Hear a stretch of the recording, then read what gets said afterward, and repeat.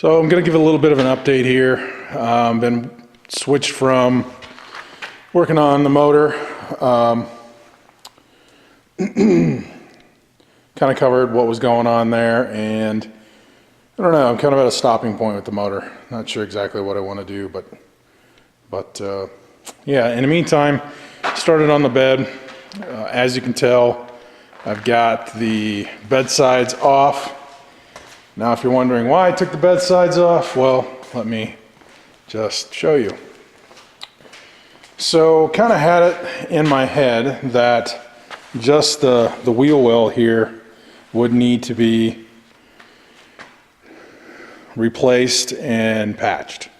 But as I started to look a little closer, and this is the passenger side, what I started to realize is that from the back side, I don't know if you can really see it, but from the back side here, you can kind of see, you can even see a little bit of a hole right there. So the problem is that the rust has gotten so bad on the back side of this panel that it's not really, you don't want to paint over that. I mean, you don't, because it's going to end up coming back on you and you're just going to waste your time. But with that said, this side's also getting pretty bad, and this part here is just shot, obviously. So that was kind of the problem in the first place.